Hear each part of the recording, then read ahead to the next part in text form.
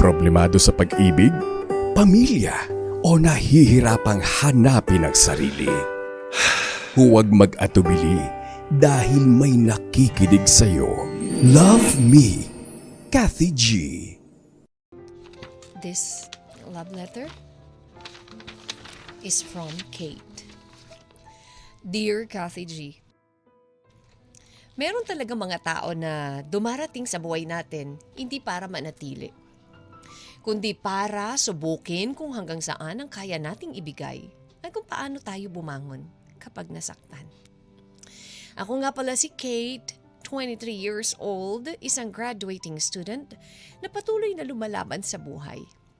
Nung first year college ako, Kathy, hindi ko talaga pinangarap magkaroon ng relasyon.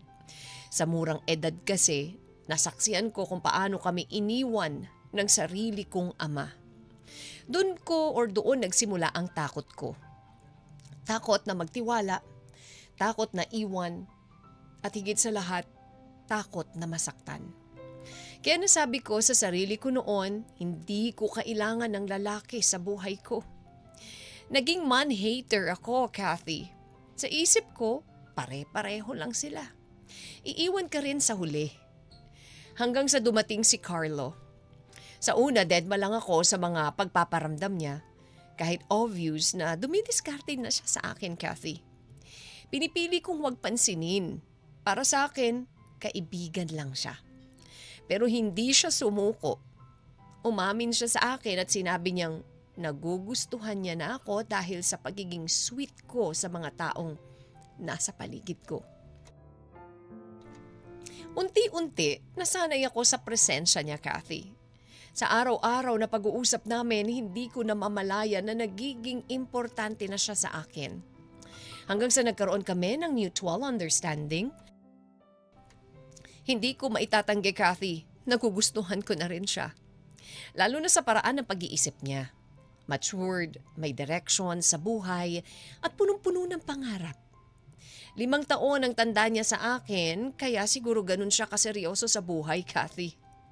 Pero habang tumatagal, doon ko rin nararamdaman ang pressure. Dahil gusto na niya akong maging girlfriend. Nung una okay lang, pero habang tumatagal, nagiging masyado na siyang seloso. Gusto niya palagi kami magkasama, gusto niya siya lang ang kasama ko. Ayaw niya na may ibang lalaki lumalapit sa akin, Kathy. Kahit kaibigan lang. Gusto niya sa lahat ng bagay, lagi kaming magkadikit. Kathy, ganun ba talaga ang pagmamahal? Yung parang wala ka ng sariling space? Yung parang kailangan mo nang i-give up ang sarili mong mundo para sa kanya? Doon ako unti-unting na-off at napagod. Hindi ko kinaya yung pakiramdam na nasasakal ako, Kathy. Kaya unti-unting lumayo ako. Hanggang sa tuluyan na kaming hindi mag-usap.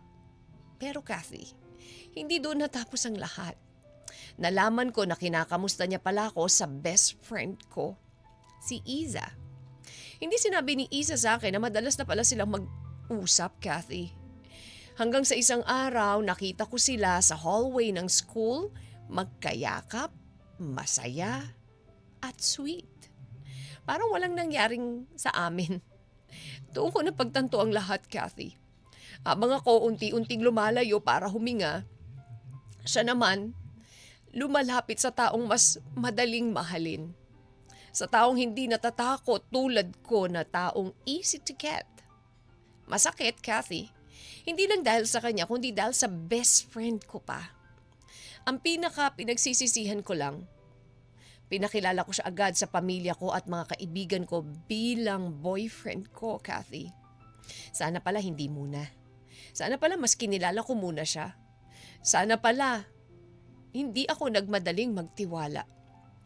Pero siguro bahagi talaga na ito ng paglaki, pagtanda, bahagi ng pagmamahal ang masaktan. Ngayon mas pinili ko munang buuin ang sarili ko. Hindi na ako yung dating Kate na takot magmahal.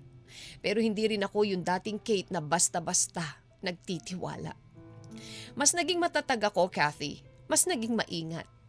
Pero minsan hindi ko pa rin maiwasang magtanong. Tama ba ang ginawa kong paglayo? O ako ba ang dahilan kung bakit siya napunta sa iba? Kasalanan ko ba na hindi ko kayang ibigay ang gusto niyang klaseng pagmamahal?